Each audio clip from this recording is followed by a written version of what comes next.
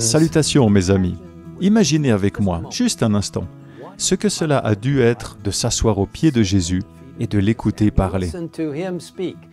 Imaginez les connaissances que nous pourrions acquérir, les belles leçons de vie que nous pourrions apprendre du plus grand maître que le monde ait jamais connu.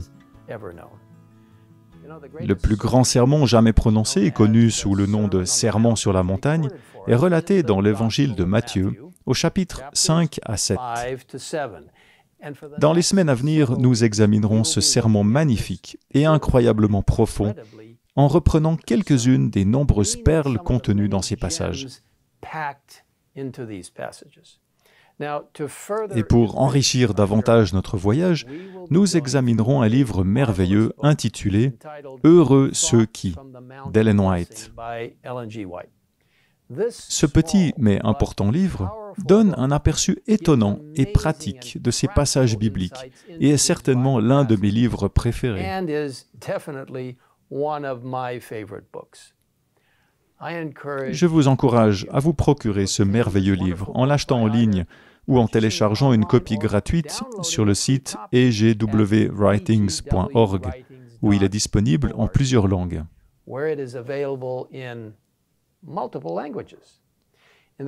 Au tout début de ce petit livre, nous lisons la dédicace suivante de l'autrice.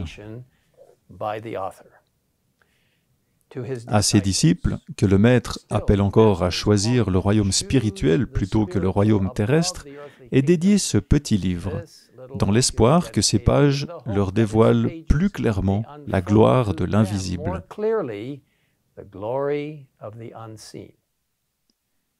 Mes amis, voulez-vous être des disciples de Jésus? Vous pouvez l'être. Car voyez-vous, les paroles que Jésus a prononcées sur le versant de cette montagne, près de la mer de Galilée, il y a si longtemps, n'étaient pas seulement destinées aux personnes qui l'entouraient à l'époque, elles sont également valables pour nous aujourd'hui. Dans le livre « Heureux ceux qui », nous lisons « Le sermon sur la montagne est l'une des bénédictions que Dieu a accordées à l'humanité. C'est une voix qui vient du trône de Dieu. » Et comment commence ce sermon? Eh bien, il commence par une série de bénédictions connues sous le nom de béatitudes.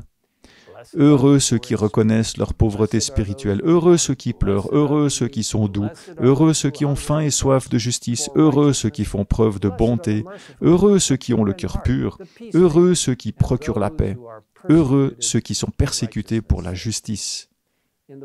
Dans les semaines à venir, nous examinerons chacune de ces belles bénédictions de manière plus approfondie. Mais aujourd'hui, considérons cette déclaration. Les béatitudes représentent la salutation du Christ, non seulement à ceux qui croient, mais à toute l'humanité. Il semble avoir oublié un instant qu'il est sur terre et non au ciel, et il utilise la salutation habituelle du monde de la lumière. Les bénédictions coulent de ses lèvres comme le jaillissement d'un courant riche et longtemps scellé.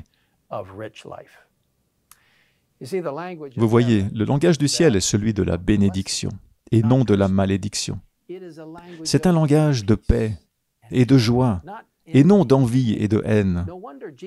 Il n'est pas étonnant que Jésus nous ait dit « Aimez vos ennemis, faites du bien à ceux qui vous détestent, bénissez ceux qui vous maudissent, priez pour ceux qui vous maltraitent. » Jésus indique clairement quels sont les traits de caractère qu'il reconnaîtra et bénira toujours. Et ceux qui reçoivent sa lumière et sa vie sont bénis. Les principes enseignés par Jésus s'appliquent à tous les âges et à toutes les classes sociales. Elles transcendent toutes les cultures et sont intemporelles dans leur application. En mettant ces principes divins en pratique dès maintenant, nous serons richement bénis. L'amour pour le prochain est la manifestation terrestre de l'amour pour Dieu, a écrit Ellen White.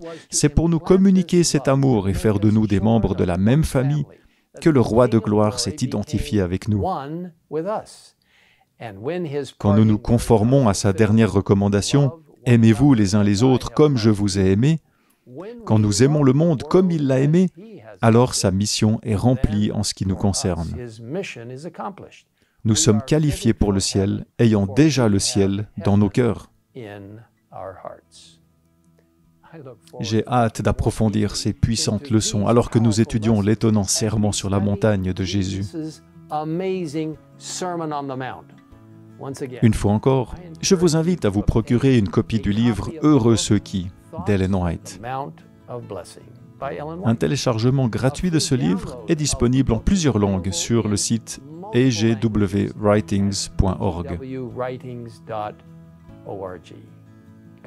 Que le Seigneur nous bénisse alors que nous étudions ensemble ce puissant sermon sur la montagne. Prions ensemble. Père Céleste, merci de nous avoir donné un enseignement aussi puissant dans le sermon sur la montagne. Merci de nous avoir donné le merveilleux livre « Heureux ceux qui ». Aide-nous, Seigneur, à découvrir dans les semaines à venir une clarté incroyable dans ton enseignement pour nous dans notre vie quotidienne.